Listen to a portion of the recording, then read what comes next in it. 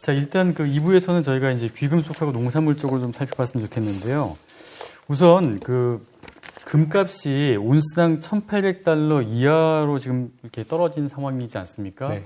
그런데 유동성이 이렇게 많이 풀렸는데도 금값이 힘을 못 받고 있는 게 어디에 좀 이유가 있다고 보세요? 금 가격 또는 귀금속이라고 하면요. 보통 저희가 원자재 4가지 섹터 중에서도 이 섹터는 위험자산이 아니라 안전자산으로 분류가 됩니다. 네. 그래서 안전자산이면서도 원자재 4개 섹터가 같이 공유하는 인플레이션 해지의 기능을 같이 가지고 있는데, 그렇게 보면 금 가격의 강세 사이클이 나올 수 있는 가장 대표적인 매크로 환경은 글로벌 경기가 이 장기 경기 사이클 자체가 정점을 찍을 것 같을 때, 저희가 보통 경기 확장기 후반부라고 하는 레이트 사이클의 이 경계감 속에서 금 가격이 다른 자산들보다는 먼저 반등을 하게 됩니다. 위험하다고 생각할 때. 네. 예. 약간 안전자산 수요가 들어올 때, 예. 그리고 금리가 이제 서서히 아래쪽으로 내려가면서 통화정책 완화 기조가 이제 기대가 될 때 금 가격이 상승세가 시작이 되는데, 예. 저희가 이제 실제 사례로 봐주시면 2018년에 미국 연준이 금리 인상을 4번을 하면서 예. 시장이 상당히 발작을 하고, 맞아요. 오히려 경기 자체는 상당히 이제부터는 레이트 사이클이고 조만간 경기가 불어질 거야라고 하는 걱정들이 상당히 많았습니다. 예. 그런데 금 가격은 2018년 말부터 바닥을 잡고 2019년, 20년, 21년 상반기까지 강세 사이클을 보여왔다라는 거죠. 예. 반대로 그때 유가라든가 아니면 산업금속 같은 경기 민감 자산들은 오히려 아래쪽으로 내려오고 있었거든요. 그래서 안전자산 선호로 매수세가 먼저 유입이 됐다가 경기가 회복되는 초입에도 금 가격이 강세가 나타나는 경우가 있는데, 이때는 안전자산 선호 수요는 사실상 후퇴했다고 하더라도 통화정책 완화 기조가 유지되는 가운데 물가가 올라갈 거야라고 하는 기대가 있으면 네. 인플레이션 해지로 금 가격이 네. 올라갑니다. 예. 이게 저희가 2018년 말부터 2021년 상반기까지 경험을 했었던 예. 금 가격의 강세 사이클이라고 보면요. 네.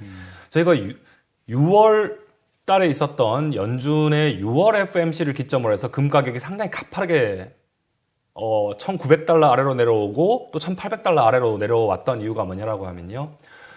금 가격이 가장 두려워하는 매크로 변수는 긴축입니다. 네. 그러니까 연준이 조만간 긴축을 할 거야라고 해버리면 실질금리가 올라가 버리게 되거든요. 예. 그러면 명목금리가 올라가면 안전자산 선호 수요가 없어지면서 금 가격이 후퇴를 하게 되고요. 예. 또 거기다가 실질금리가 올라가면서 인플레이션 해지 수요도 없다 보니까 예. 안전자산이자 인플레이션 해지 자산인 금은 투자 매력이 없어진다는 예. 거죠. 아마 최근에 가장 관심이 그런 부분일 것 같습니다. 금은 다른 위험 자산에 비해서는 투자 매력은 사실상 없다라는 게 맞죠. 그런 부분이 최근에 금 가격이 안전자산 수요가 나오더라도 야. 오히려 크게 올라가지 못하는 대표적인 요인이지 않나라고 보고 있습니다. 지금 미국이 어찌됐든 올 연말이나 빠르면 올 연말 내줘도 내년 정도 되면 이제 테이퍼링 할 것 같다 하고 있고 2023년에 뭐 금리도 올린다는 이런 게 지금 약간의 그 로드맵이 정해진 셈인데, 이런 상황에서 그러면 금값은 앞으로도 뭐 올 하반기 내년까지도 상당 기간은 좋지 못하다 이런 판단이 해도 됩니까? 네, 그래서 저희는 2021년 하반기 전망에서 귀금속 섹터에 대해서는 저희가 3분기는 중립, 4분기부터는 축소 네. 의견을 드리는 게 장기 약세 사이클로 들어갈 것 같다라고 보고 있습니다. 예. 이게 2013년이랑 상당히 비슷할 텐데요. 네. 2008년에 저희가 글로벌 금융위기, 미국에서 발생했던 글로벌 금융위기를 겪고 나서 예. 금이 안전자산으로 강세를 보이다가 예. 경기 회복기 초입에 인플레이션 해지 자산으로서 강세를 보이면서 1,900달러대까지 사실상 기록을 하면서 상 최고치를 그때 찍었었죠. 그렇죠. 그리고 나서 금 가격이 가장 가파르게 빠졌던 시기가 언제였냐라고 하면 2013년 5월.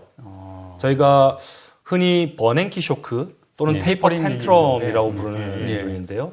우리 조만간 테이퍼링 할 거야라고 하는 신호가 딱 던져지자마자 금 가격이 가파르게 빠져버립니다. 그럼 이번도 똑같죠. 저희가 2018년 말부터 레이트 사이클 하에서 안전자산 수요로 들어왔던 금 수요라고 하는 부분, 그런 부분들이 지난해 이제 코로나19 여파에 정점을 찍었던 4월을 바닥으로 해서 5월부터는 인플레이션 해지로 사실상 이제 금 가격이 사상 최고치였던 온스당 2,075달러까지 기록을 했었는데, 예. 그럼 금리 정상화 단계를 겪는 과정까지는 금 가격은 사실상은 단기적으로 트레이딩하는 매수의 관점은 단기적으로 나올 수는 있다고 하더라도 뭔가 저희가 추세적으로 금 가격이 올라갈 거기 때문에 금 투자 늘려야 된다라고 말하기에는 아직은 너무 좀 이르지 않나라고 좀 보고 있고 저희는 그래서 올해 연말까지 금 가격을 온스당 한 1,600달러대 초반 정도까지 보고 있고요. 뭐 장기적으로 보면 1,400달러대도 좀 하회할 가능성을 염두에 둬야 되지 않을까라고 봐서 올해는 저희는 금 투자 전략에 대해서는 오히려 금 가격이 만약에 단기적으로 반등하게 되면 추격 매수하시는 것보다 오히려 매도 포지셔닝을 좀 이제 저희가 구축할 수 있는 ETF 시장 내에서도 좀 인버스 ETF 투자하자라는 금도 인버스가 있어요? 네, 국내에도 이제 골드 선물 인버스 ETF가 있습니다. 그래서 금 가격이 빠질 거다에 좀 베팅할 수 있는 ETF가 있죠. 그러면 일단 금 같은 경우에는 그 유동성이 늘어났을 때는 그 금 가격이 좀 오르는 측면이 있었는데 긴축해가지고선 미국으로 이제 달러가 흡수되는 이런 상황이라면은 금 가격은 오히려 빠진다. 가장 달러 이렇게 역외상관관계가 가장 높을 수 있죠. 특히 실질금리와의 역외상관관계가 가장 높다라고 보면 지금 미국 10년물 기준으로 실질금리, 미국의 팁스라고 하죠. 물가연동 채권의 금리를 실질금리라고 하는데 이 물가연동 채권의 금리가 최근에 마이너스 1.2%까지 빠졌습니다. 그럼 달러화의 가치 자체가 유동성이 너무 많기 때문에 실질금리가 마이너스가 나온다라는 거죠.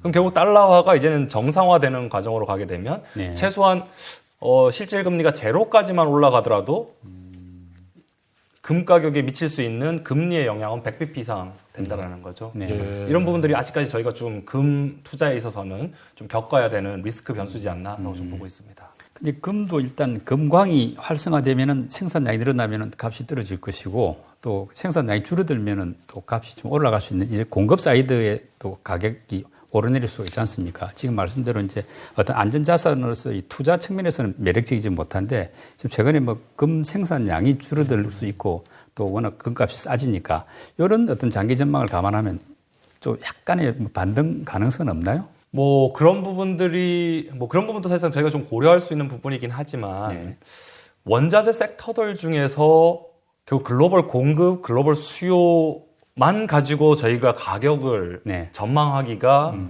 좀 이게 가격을 전망해버리면 오히려 안 맞는 섹터가 좀 귀금속인 것 같아요. 귀금속은 저희가 공급이라고 하는 측면에서는 신규 광산 생산도 있기도 하고요. 또 리사이클링이라고 하는 저희가 고금이라고 하죠. 고금에서도 사실상은 공급이 나오기도 하고 또 ETF 국내 ETF, 국내에 상장된 이제 금 관련 ETF들은 대부분 다들 기초자산이 선물을 기초자산으로 하지만 전 세계적으로 거래가 액티브하게 되고 있는 금 관련 ETF들은 대부분 다들 실물자산입니다. 그럼 이들이 투자 매력이 없어지면 실물자산을 팔기 때문에 오히려 공급이 광산에서 안 나오더라도 투자자들한테서 금 매각이 상당히 많아지면 공급 자체가 받는 영향이 좀 제한적이고요. 또 반대로 수요적인 측면에서도 보시면 전 세계 금 수요의 50%는 저희는 주얼리 수요입니다.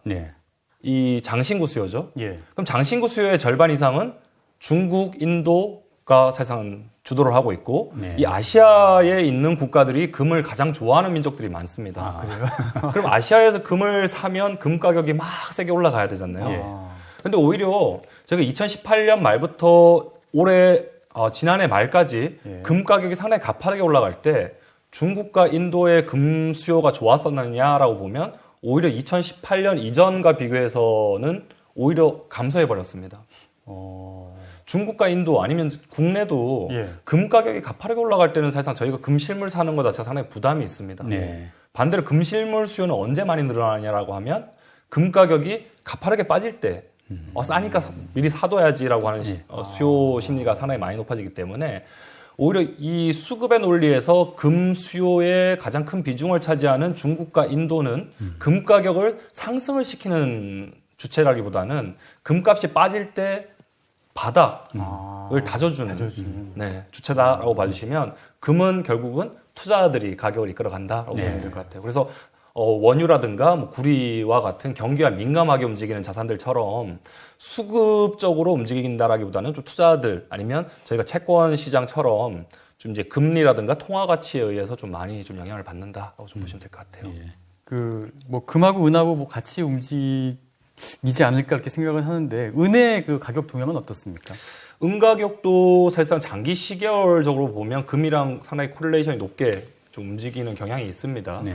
그래서 저희가 뭐 앞서 전기차, 태양광, 풍력, 뭐 ESS와 같은 장기 성장 산업들을 좀 살펴봤는데 사실 은 역시 수요라고 하는 측면에서는 50% 이상이 전기, 전자 아니면 태양광에서 발생을 합니다. 그러니까 귀금속보다는 산업재 쪽이 더 네, 비중이 산업용 크겠네요. 수요가 더 많은 예. 자산이긴 합니다. 그럼 저희가 산업금속을 좋게 보고 구리를 좋게 보면 은 가격에 대한 전망도 좋게 봐야 되는 게 사실인데 예. 저희는 은 가격에 대해서도 사실상 축소 전망을 가지고 있습니다. 그 이유는 뭐냐 하면 은 역시 사실상은 실물 수요의 그런 역할이 상당히 크고 또 태양광 자체가 산업 자체가 성장하면 성장할수록 수요가 늘어나면 늘어날수록 은의 수요가 늘어나는 건 맞는데요. 보통 은 가격의 방향성은 저희가 투자자들이 골드 실버 레이쇼라고 불리는 금, 은 교환 비율의 방향성에 따라서 상당히 많이 헤지 펀드들이 투자를 하게 돼요. 네. 그래서 저희가 이제 금리에서 실질 금리를 살펴보셨는데 실질 금리가 빠질 때는 저희가 물가 연동 채권의 금리가 빠지는 거기 때문에 인플레이션 헤지 수요가 늘어납니다. 예. 인플레이션 헤지 수요가 늘어날 때 금과 구리의 특징을 모두 가지고 있는 은이 가장 아웃퍼폼합니다. 네. 은의 성과가.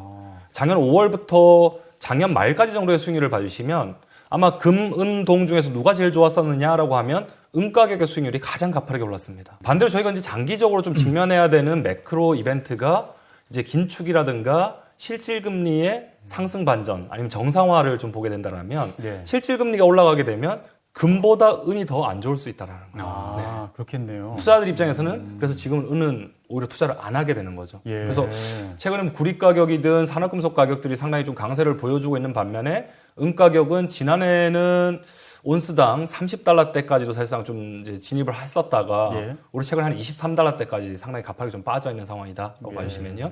뭐 연말까지도 좀 아래쪽으로 더 열려 있지 않나라고 좀 보고 있습니다. 이제 금 가격이 떨어지니까 이제 일각에서는 금은 이제 말하면 안전자산이긴 하지만은 오히려 그 암호화폐보다도 더 좀 밀린다. 그래서 이 암호화폐로 이제 더욱더 가야 되는 거 아니냐 이런 논리를 펴는 사람도 있었거든요. 근데 지금 그런 관계에서 보면은 금하고 암호화폐는 약간의 대체제 관계인가, 즉 암호화폐가 올라가고 세지면은 금값은 좀 떨어지는 이런 관계인가 이런 생각도 드는데 어떤가요, 그 부분이? 뭐 일정 부분 사실상 저희가 주목해야 되는 부분은 있다라고 좀 보고 있습니다. 이제 금이라고 하면 저희는 대표적인 안전자산이자 인플레이션 헤지 자산이고요. 네. 그러면 암호화폐, 아니 비트코인은 안전자산이자 인플레이션 헤지 자산으로 볼 수 있나라고 하는 부분에 대해서 저희가 계속 토론이라든가 아니면 상당히 좀 주요 분석하시는 분들이 좀 이제 의견이 분분한 내용입니다. 네. 그래서 사실상 뭐 대부분의 중앙은행들이 실제로 금 같은 경우에는 외환 보유고의 다변화 차원에서 사실 저희가 신용 디폴트 리스크 자체가 없는 유일한 자산이 금이라고 보면 금은 안전자산으로 저희가 분류가 될 수 있고 외환 보유고의 다변화로서도 사용될 수 있는 수단이 될 수 있다고 보면 그렇죠. 안전자산으로 분명히 저희가 분류할 수 있는 자산인데요. 네. 비트코인은 주요국 중앙은행들이 외환보유고 다변화해서 이 자산을 인정하진 않는다라고 네. 보면 안전자산으로 보기는 어려울 것 같아요. 예. 그런 부분에서 이 비트코인이라든가 아니면 이 암호화폐가 금을 100% 대체할 수 있는 자산이냐라고 보면 저는 아니다라고 좀 네. 보고 있습니다.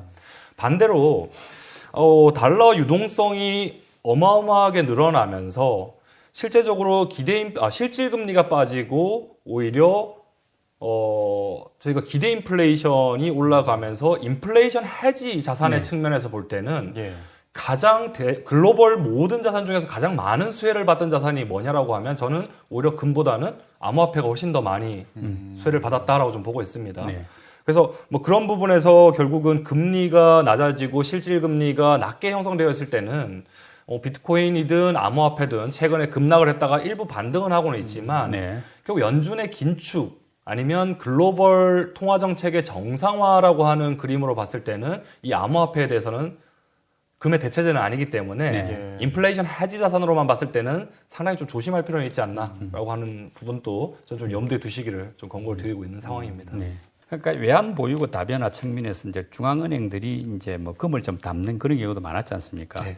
그렇다면은 우리가 뭐 금이라는 게 결국은 가치가 없어지는 자산은 아니기 때문에 뭐 분명히 언젠가는 힘을 쓰는 자산이라면은 뭐 개인은 아니더라도 우리 뭐 중앙은행에서는 좀 값이 싸질 때 이런 금을 좀 더 많이 담아 놓으면 외환 보유고 많을 때 좀 장기적으로 괜찮지 않겠나 이런 생각이 퍼뜩 외환 보유고 다변화 차원에서는 중앙은행들은 네. 2008년 금융위기를 겪으면서 상당히 트렌드가 많이 바뀌었습니다. 네. 2008년 이전까지만 하더라도 전 세계 중앙은행들의 이 금 보유고 현황은 계속 매각을 하는 상황이었었거든요. 네. 왜냐하면 과거에 금본위제 때 뭐 유럽이라든가 아니면 미국을 중심으로 해서 금을 상당히 많이 보유를 하고 있었기 때문에 이들은 금을 이제 계속 매각을 해 나가면서 외환 보유고 자체를 다른 통화로 사실상 다변화했었는데 네. 오히려 2008년 미국 중심의 금융위기를 겪다 보니까 미국 달러도 사실상은 예. 휴지가 될 수 있다. 예. 예.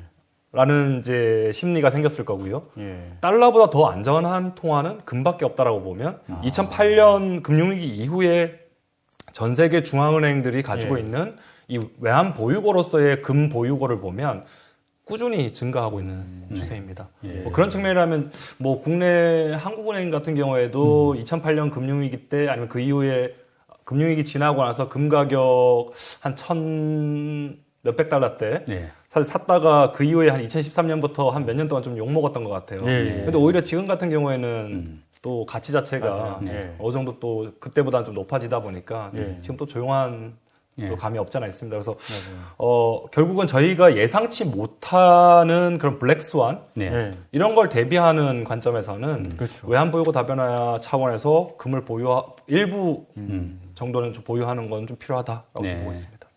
일단 농산물 쪽 같은 경우에는 이렇게 그 핵심 곡물이 어떤 게 좀 있는지부터 좀 말씀해 주시죠.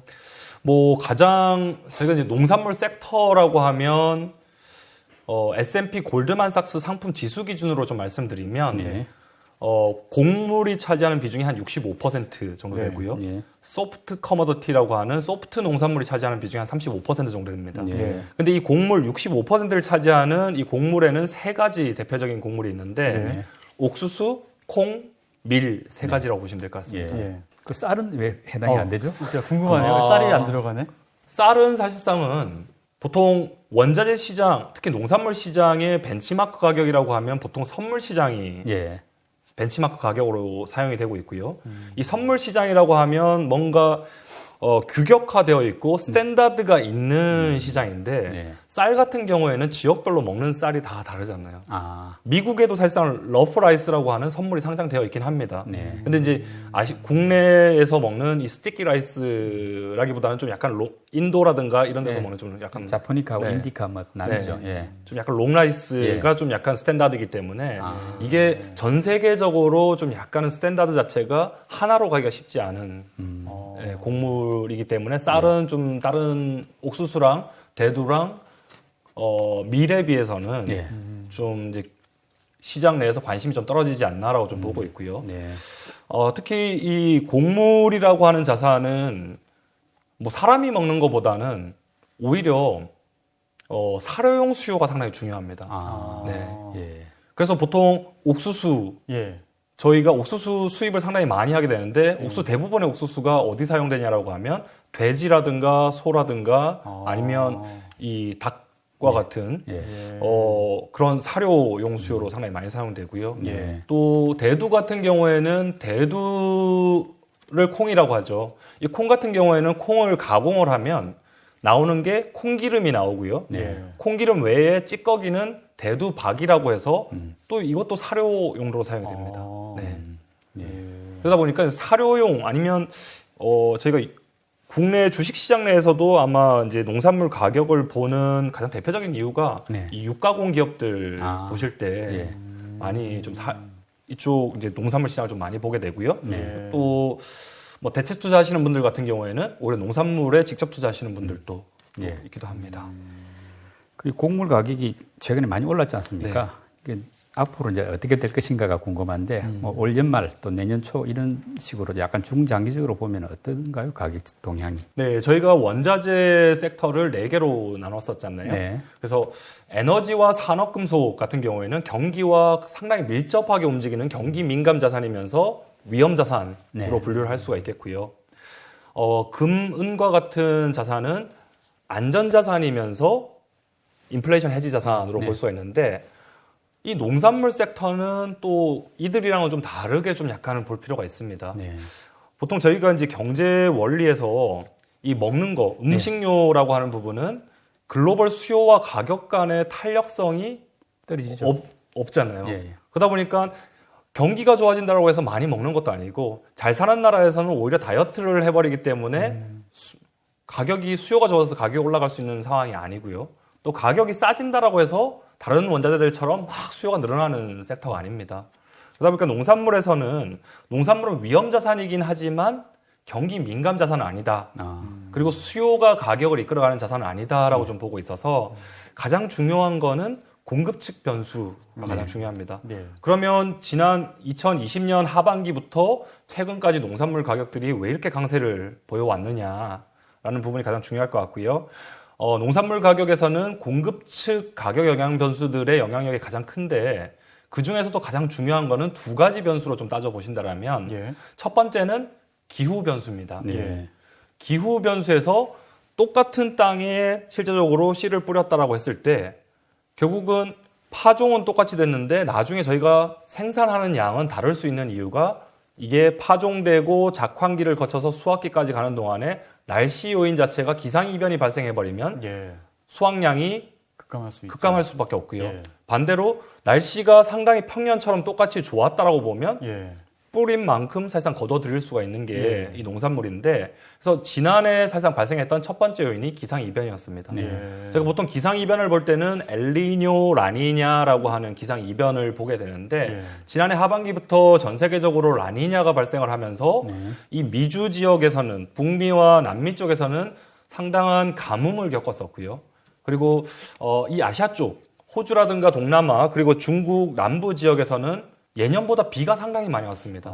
그래서 작년에 중국 남부 대홍수 겪었잖아요. 예, 맞아요. 그러다 보니까 중국 남부 쪽에 사실상 상당히 농업이 발전해 있는데 이쪽에 농사가 다 망가지다 보니까 중국에서는 수입을 늘려야 되는 상황이 됐고 예. 오히려 미국 내에서도 생산량이 줄어들었는데 오히려 또 수요가 전 세계 수요에 대응하기 위해서 이 공급이 상당히 타이트해졌던 게 농산물 가격이 첫 번째 호재로 작용했다라고 좀 보시면 될 것 같고요. 예.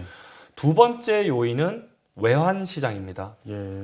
저희가 이 곡물 전 세계 농산물 섹터의 65% 정도 차지하는 게 3대 곡물인데 예. 이 3대 곡물의 최대 생산국이자 최대 수출국 중에 하나가 미국입니다. 네. 미국은 결국은 자기네들이 사료를 만들거나 아니면 먹는 것보다는 훨씬 더 많은 양의 농산물을 생산을 하기 때문에 농산물을 수출을 해야 되는 국가고요. 농산물 수출이 잘 되려면 어떤 변수가 있어야 되냐라고 하면 수출 경쟁국 대비 미국산 농산물이 싸야지 수출이 더 잘 되게 됩니다. 네. 그렇죠. 예. 그러려면 달러가 강세로 간다라기보다는 약세. 달러가 약세가 약세일 때 예. 그러네요. 농산물 가격은 좋을 수밖에 없죠. 네. 그럼 저희가 2020년 하반기부터 최근까지 좀 그나마 농산물 가격이 강세를 보일 수 있었던 게 이 교집합이 맞았다라는 거죠. 네. 기상 이변도 있었고요. 네. 그다음에 달러도 약세로 가면서 예. 오히려 미국산 수출 경쟁력이 상당히 좋아지면서 아. 그런 부분들이 미국의 재고를 낮추면서 농산물 가격에 호재로 작용해 왔다라고 보시면 올해 연말이라든가 아니면 향후 내년 정도까지 저희가 농산물 가격 전망을 하자면 뭐 지금부터 가장 중요한 건 또 이 2가지 변수를 전망을 해야 될 것 같아요. 예. 그럼 글로벌 기상 이변이 있을 거냐? 네. 아니면 달러화 가치는 어디로 갈 거냐가 중요한데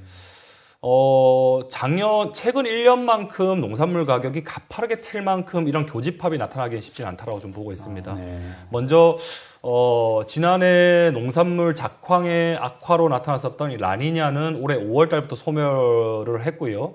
라니냐 전망보다는 좀 기상 이변 중립 전망이 지금 우세하게 나오고 있고 달러화도 저희가 지난해 빠지던 그런 속도보다는 달러화 바닥 자체가 최근에 좀 상당히 좀 바닥이 좀 다져지고 있고 예. 연준을 중심으로 해서 이제 긴축으로 예. 가는 과정들을 겪게 된다라면 달러화의 입장에서는 오히려 미국산 농산물 수출 경쟁력에서는 오히려 악재로 작용할 수 있는 방향으로 좀 갈 가능성이 크다라고 네. 좀 보고 있습니다. 예. 그래서 뭐 지금 현재는 저희가 좀 에그플레이션에 대한 걱정들도 상당히 많이 하고는 있긴 하지만 예. 좀 올해 연말이라든가 아니면 내년까지 좀 놓고 보면 좀 이런 부담들 자체가 서서히 좀 완화되지 않을까 저는 좀 보고 있습니다. 예. 예.